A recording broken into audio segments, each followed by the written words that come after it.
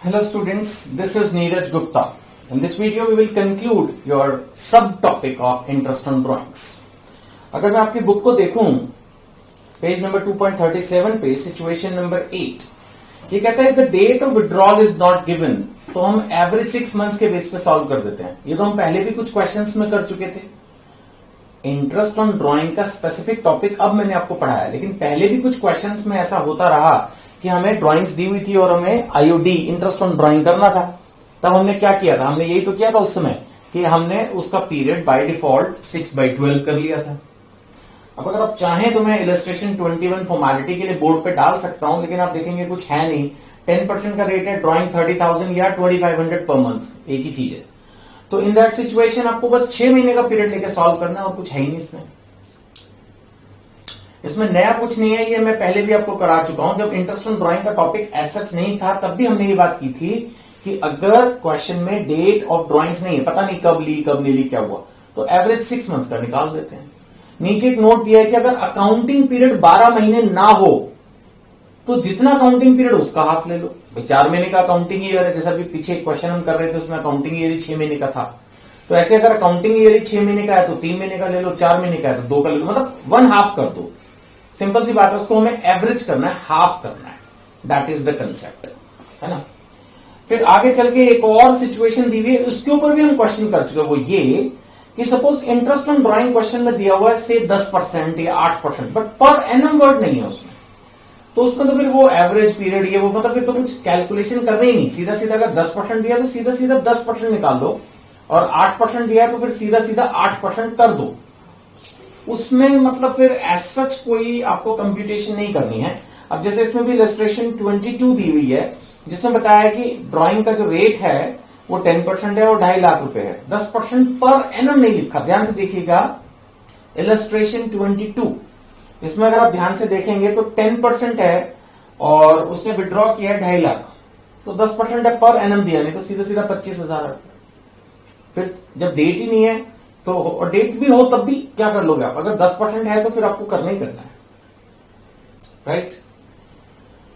Now illustration 22 जो भी मैंने डिस्कस की उसके बारे में फिर से मैं क्लैरिफाई कर दूं। डेट हो तब भी कंफ्यूज होने की जरूरत नहीं है। अगर 10% है तो फिर 10% ही है। टाइम फैक्टर आपकी बुक में साफ साफ लिखा है, without considering the time factor. Without considering the time factor, ये चीज ध्यान रखनी है। अगर क्वेश्चन में 10% रेट दिया है, 8% रेट दिया है, पर एनम वर्ड्स नहीं दिए हुए, तो फिर आपको सीधा सीधा कंप्यूटेशन करनी है ना। जैसे मान लेते हैं 10% तो बुक में लिखा, मैं ऐसे बोल रहा हूं जैसे 8% है और क्वेश्चन कहता है कि आपने लिया 1 जनवरी 2019 को और अमाउंट है सपोज इट्स ₹1 लाख, तो इसका जो IOD आएगा वो 3 महीने के हिसाब से नहीं आएगा, सीधा सीधा 1 लाख का 8% 8,000 आ जाएगा। What I mean to say by this is this time factor, आपकी बुक साफ साफ लिख रही है this time factor is ignored. The time factor is ignored. That is the point I'm stressing here. आगे बढ़ते हैं अगर, तो जनरल एंट्रीज दी हुई हैं आईओडी से रिलेटेड।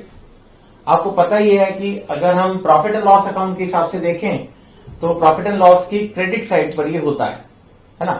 तो उस हिसाब से हमारी जनरल एंट्री हमेशा क्या बनेगी?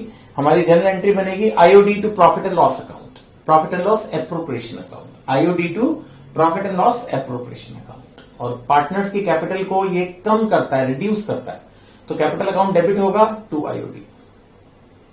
वो बात अलग है कि अगर fixed capital account method, fixed वाला बाय डिफॉल्ट तो फ्लक्चुएटिंग के हिसाब से ही चलते हैं। अगर फिक्स्ड वाला क्वेश्चन दिया हो तो वर्ड कैपिटल की जगह हर जगह करंट अकाउंट हो जाता है। That much you know. अगर मैं आपकी बुक के हिसाब से और आगे पढ़ता हूं तो मुझे दिखता है कि 10 पॉइंट आपकी बुक में ये दिए हुए हैं, इनको पढ़ लो, इसमें कुछ भी नया नहीं है। ये सारे पॉइंट समराइज करके आपको दिए हुए हैं जैसे हमने पहले पढ़े हुए हैं, जैसे हमने जो कुछ भी सीखा है आईओडी का, एक तरह से समरी वर्जन आपको दिया है। बट इसको पढ़ना है, रटना नहीं है।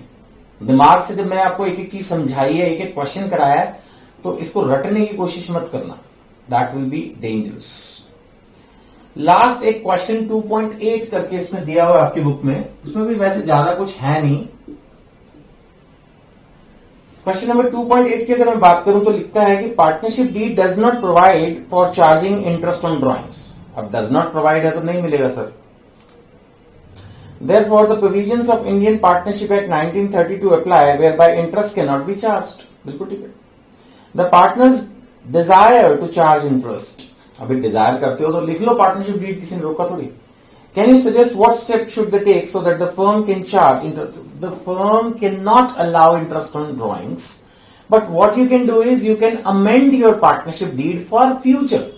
आप रेट्रोस्पेक्टिव यानी बैक डेट से नहीं चेंज कर सकते।